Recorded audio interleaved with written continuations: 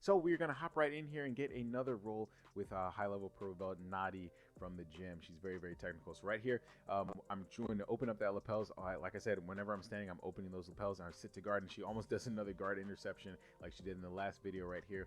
And I'm able to stop that and basically start setting up a sweeping position right here. So my left hand is hooked under her leg.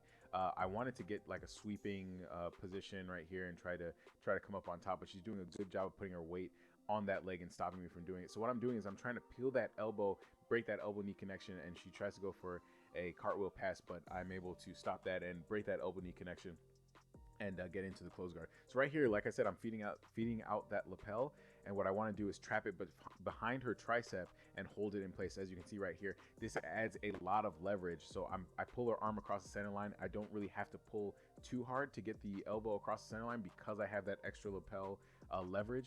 So right here, I'm going to switch my grips with my hand and grab her pant leg, and I'm going to start setting up the flower sweep right here, and I'm able to successfully do the sweep and come up for the sweep points right here. Now I'm going to start working on passing. What I want to do is grab the belt right here, and something that I'm not doing that I'm going to address in the takeaway that actually some of the people on Reddit when I post my videos to Reddit mentioned is that I'm not addressing the grip she has on my collar, and as you can see, that's going to stop me from being able to freely start moving my body to start passing. So right here, I'm kind of leaning to my right side, trying to force weight there so I can hop to the other side, but she's got a very strong grip on my lapel with her right hand, and that's a grip I didn't address, which I should have broken that grip immediately and started to start my passing.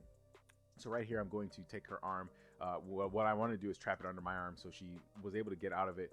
But on the second try, I get it, and I trap the arm, stand up, and now I'm going to start breaking the guard. And what I should be doing is with my left arm, pulling her right arm to stop her from hooking under my leg, but I didn't address that grip, and she's able to hook under my leg. So the reason I'm leaning to the side like this is because her right arm is underhooked under my left leg, and what I want to do is put weight on that side to stop her from setting up like the K guard, matrix, and knee bars, and just lifting my leg up and getting under me. So I'm able to stop that and get into her closed guard position right here.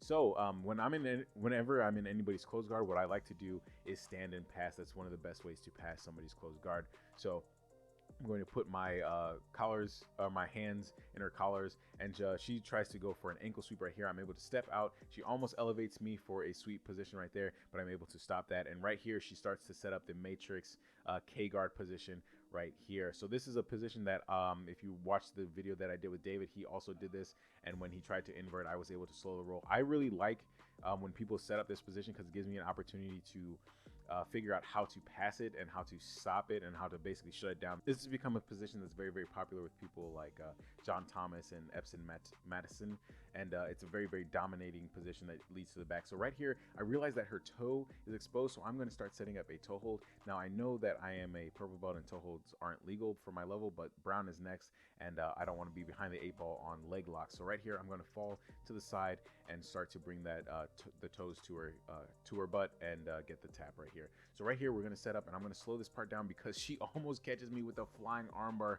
Her right leg hit my knee and stopped her from getting the full armbar position right here. So I was able to save myself from that. But her flying techniques for flying guard interceptions and flying armbars are out of this world. So right here, I'm able to basically save my arm and start to pin her leg. So she's got like a lasso and a grip on the collar. And what I want to do is pin her left leg to her other leg and start to establish the passing position. But she's able to stop me from doing that. So right here, I realize that her toes are kind of exposed, and I grab her up her feet and start to set up the Estima lock. So a lot of this video is toe holds and leg locks positions, but I was able to set that up right there. So we're gonna start sitting instead of standing. So right here, what I want to do is feed my left leg in between her legs and try to get a berimbolo position. I'm not able to do that because she pulls me, and she's basically going to take my leg to the other side, and we're gonna end up in 50-50. Now 50-50 is kind of like a stalling position for some, but for me, it's a position that I love to attack from because I love not stalling in positions that are normally used for stalling. So right here, she's got a very, very deep ankle lock on me. And what I'm trying to do, which you can't really see on this side, is that I'm trying to put the boot on by pulling her collar and making my foot straight to stop her from getting the submission. As you can see, she's really, really trying to get that, but my ankles are very, very flexible. And so she turns to the other side, and that is going to be the end of the roll. So, ladies and gentlemen, that is the end of the roll. Thank you guys for watching, and let's get into some of these takeaways. Now, that grip on the collar that she had, I need to actively start breaking people's grips on my collar. Sometimes I just don't address it, and I think that I can just speed pass and get around it, but it needs to be addressed. Whenever anybody grabs your collar, go ahead, address that, break those grips, establish your grips, and then start passing, because she was able to keep my posture down in quite a few rounds of this video. And also the toe hold. Now, I know, like I said in the video, I'm a purple belt, so toe holds aren't legal for me, toe holds and knee bars not yet, but I don't want to be behind the 8 ball. And my old coach used to say, you know, it's at the next level. You don't want to be behind the ball when you finally get promoted, and then you don't know how to set up any of those submissions that other people have been working. So that's why I went for those leg locks, even though they're not legal for my belt level.